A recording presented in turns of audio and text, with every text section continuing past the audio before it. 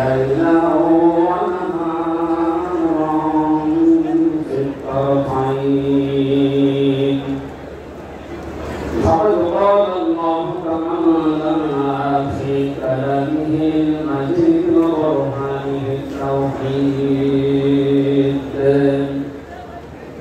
جواب لقول أعوذ بالله من الشيطان الرجيم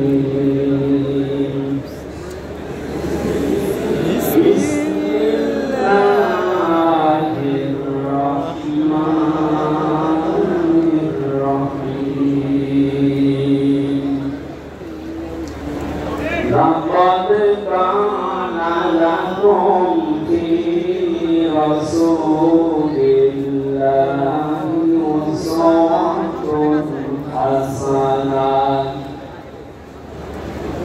أسوة حسنة لمن كان يرجو الله واليوم الآخر وذكر الله كثيرا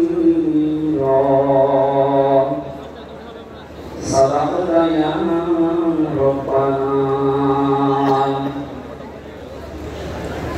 عن أبي هريرة رضي الله تعالى عنه قال قال النبي صلى الله عليه وسلم من مات ولم يغزو ولم يحدث به نفسه مات على شعبة من النفاق رواه مسلم.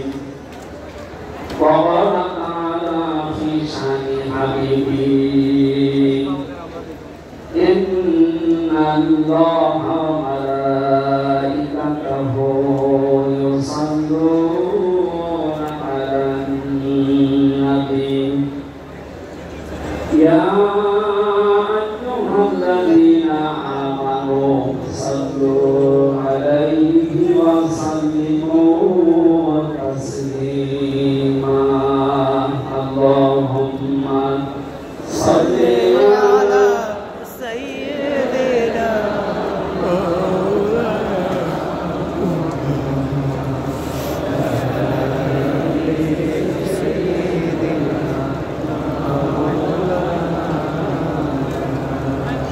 আলহামদুলিল্লাহ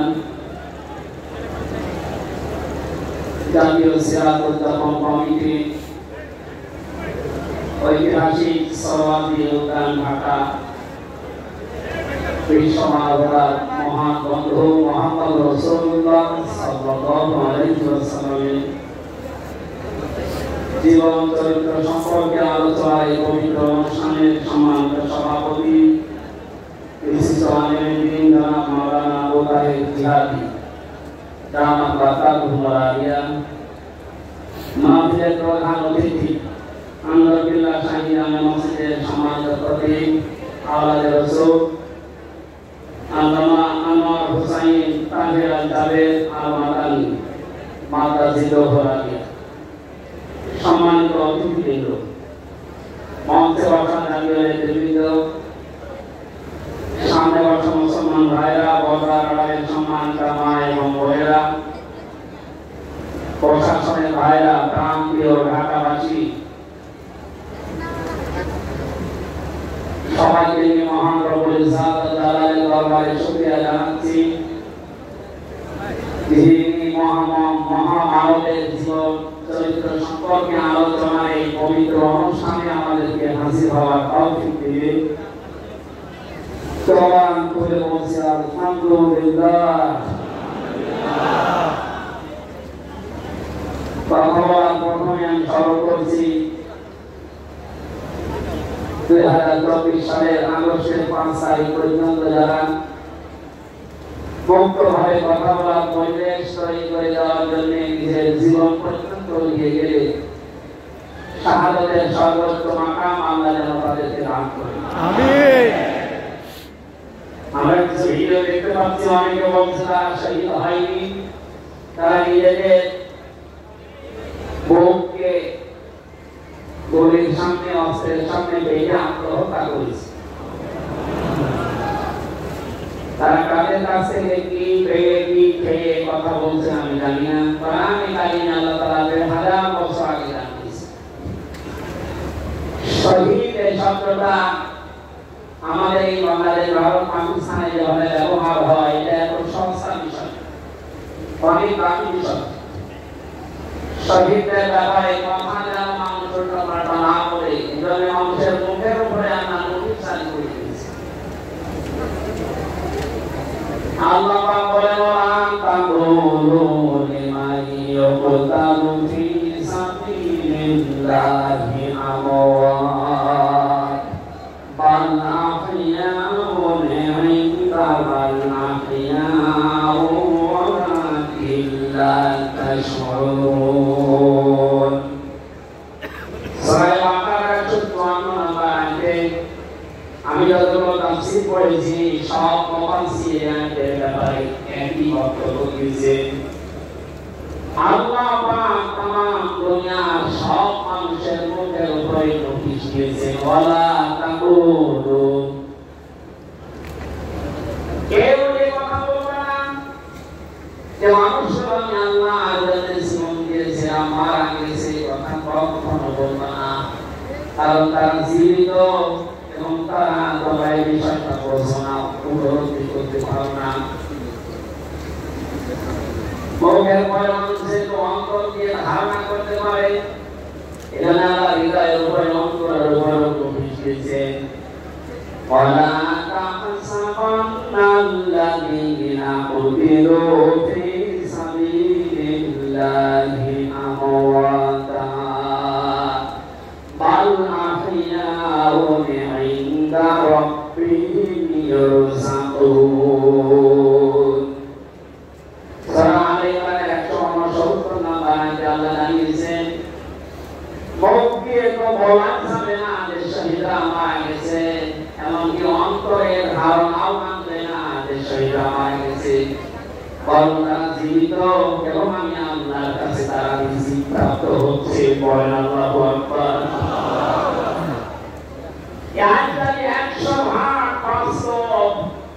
আমি কিছুদিন আগে গিয়েছিলাম গাইবান্ধার, বাংলাদেশ ইসলামী ছাত্র শিবিরের সদস্য ছিলেন ভাইটা। আগস্টের 5 তারিখে আগে তিনি জীবন দিয়েছিলেন জালিমের পরিবের সামনে। শহীদ সাব্বির হুসাইন 1 মাস পরে তার কবর ভেঙে গিয়েছিল এই বৃষ্টির পানিতে, তাজা রক্ত কবর থেকে বের হতে দেখা গিয়েছে। তা মানুষ যদি খাবার না খাবে তাহলে রক্ত বের হয়। এজন্য এগুলো যারা ছড়াচ্ছেন আমরা আশা করবো এই বিষয়গুলো সামনে নিয়ে আসবেন না। আমরা কোরআনে কারিমে আয়াতের উপরে 100% বিশ্বাস করি এবং এই কথা বলি, জালেমের জুলুমের সামনে যারা নিজের জীবন পর্যন্ত দিয়ে গেলেন আগস্টের 5 তারিখের আগ পর্যন্ত প্রত্যেকেই শহীদ। এবং আল্লাহ তাদেরকে যেন শাহাদাতের সর্বোচ্চ মাকাম দান করেন। বলেন আমিন। কোথায় ছিলাম আমরা কোথায় আছি এখনো বাস্তবতা দেখলাম না। কিছুদিন আগে বাংলাদেশ জামাত ইসলামী কেন্দ্রীয় আমির জামাত ডাক্তার শফিকুর রহমান রুশিয়াতে গিয়েছিলেন। প্রায় 5000 মানুষকে নিয়ে একটা অনুষ্ঠান করলেন, যারা 16 জন শহীদ হয়েছিল রুশিয়ায়। বাংলাদেশ জামাত ইসলামের পক্ষ থেকে 2 লক্ষ করে টাকা তাদের পরিবারের হাতে তুলে দিলেন। প্রায় 2.5 ঘন্টায় অনুষ্ঠানগুলো আমরা দেখলাম। বলতো আগস্টের 5 তারিখের আগে 5000 না, এরকম মানুষ যদি 500 এক জায়গায় হতো 14টা মামলা হতো। কোথায় ছিলাম আমরা, কোথায় এখন পৌঁছেছি, এরপরও যদি এটাকে কেউ নিয়ামত মনে না করে।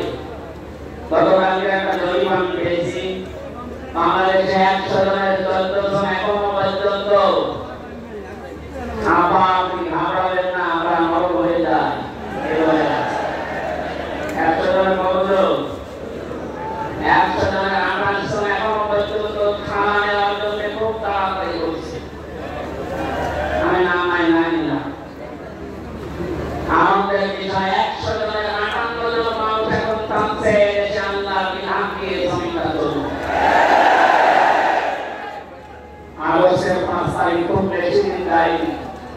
এই কয়েক দিনের ব্যবধানে যদি এই অবস্থান সৃষ্টি হয়, এই জন্য আমার মনে হচ্ছে যে অনেক মুনাফিকরা বুঝে ফেলেছে বিষয়টা, যদি খুব তাড়াতাড়ি করছে যে তারা আমাদের হাতে। আমার দাদা একটা গল্প বিবাহ করার পর বাসবান্তে বউকে রেখে বাইরে গেছে। দাবি শাশুড়ি এসে বলছে, আমার কিন্তু বউ চান, তুমি কি করবো আমি জানি না। নতুন বউ দাম দিয়ে বলছে, দাবি শাশুড়ি আমার একটু সময় দেন, আমার করতে হবে অসুবিধা। শাশুড়ি এসে বলছে, বৌমা আমার কিন্তু আমি চাই, ঠিক আছে সময় দেবেন। ব্যবহার ননদ এসে বলছে, ভাবি আপনি কি করবেন আমরা জানি না, আমাদের কিন্তু ভাবি আছে। কিছুক্ষণ পরে স্বামী এসে বলছে, বউ তুমি কি করবো আমরা জানি না, আমার বেবি চাই। বউ মাথা উঁচু করে বলছে, তোমার কিছু পাগলের বংশ, আমার এখনো কিছু হয়নি, এরপরে 10 মাস 10 দিন সময় লাগবে, তারপরে কারো বেবি চাই, কারো ভাবি চাই, কারো নাতি চাই, সব হবে, আমার তো সময় দেবে নাকি? 15.5 বছরে যে জঞ্জাল তৈরি হয়ে আছে, 1-1.5 মাসে পরিষ্কার করা সম্ভব? কি মনে করে যারা দায়িত্ব পেয়েছে ছাত্র জনতার হাত থেকে, দেশের মানুষের হাত থেকে, তাদেরকে একটু সময় দেবে নাকি?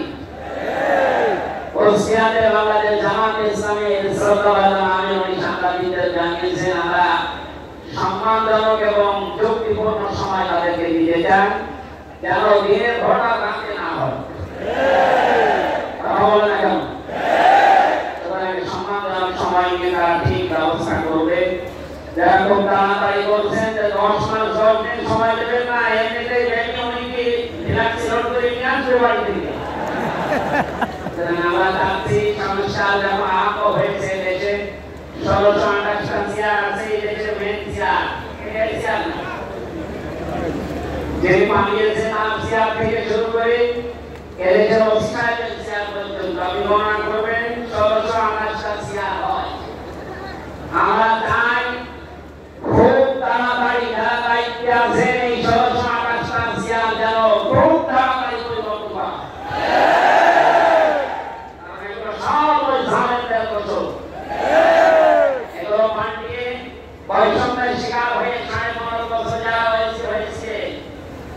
যারা নিজেদের চেয়ার পর্যন্ত পৌঁছাতে পারে না, আমরা চাই তাদেরকে এই সমস্ত জায়গা করতে দেওয়া হোক। জালেমদেরকে আমরা হেদায়েত দেই না, তার বাস্তব প্রমাণ কালকে একটা গল্প।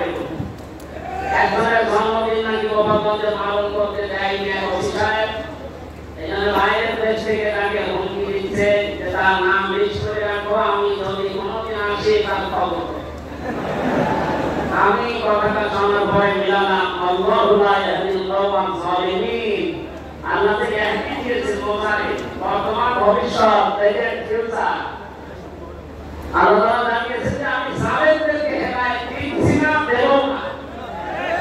কালকে গল্পটা শোনার পরে আমার মনে হচ্ছে ওর কপালে হেদায়েত নেই এবং আল্লাহ দেবে।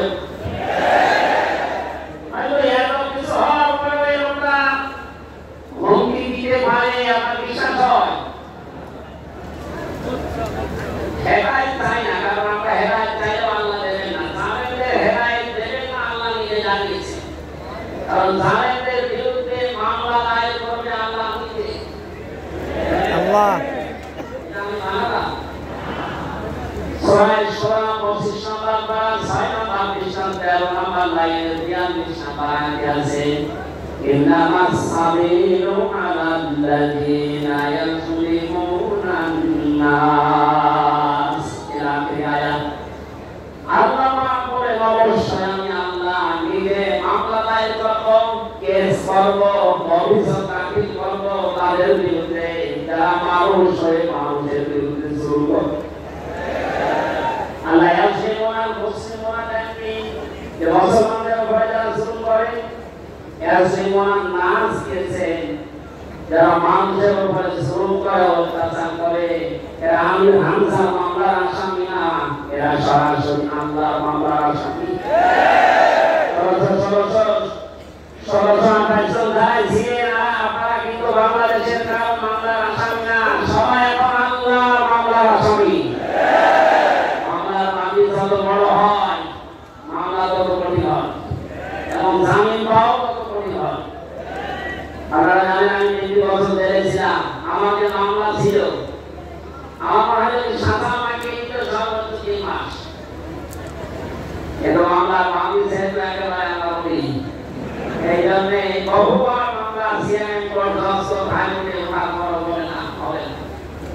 কয়েকদিন আগে মামলা সব কাজ হয়ে গেছে। আমি মনে করলাম মামলা আদালতকে ভরসা করি যে আমার মামলা তো আপনার কাছে 3 বছর ছিল, এতদিন তো কিছু করেন, হঠাৎ এখন বলতে কোনো দোষ নেই, সব এগুলো খারাপ করে দিলাম। মামলাটা হাতে নিয়ে উনি বলছে এর ভেতরে কোনো মামলা এসেছে,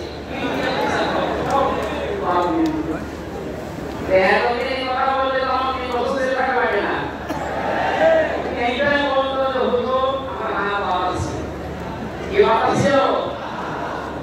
এখন দেখো হাত খোলা নেই, বিচার করতে পারছেন। আমরা চাই এদেশে যত চেয়ার আছে সব হাত যেন আউটসাইডের মধ্যে মানে খোলা থাকে। হাত খোলা চান না? কিয়ামত আগে তো জালেম এদেশে চেয়ার আসতে পারবে না ইনশাআল্লাহ। সতর্ক থাকা লাগবে আমাদের। এখানে যারা তাড়াহুড়া করছেন আপনারা একটু শান্ত হন। আগে 10 মিনিট 10 মিনিট সময় দেন, বাসর হোক।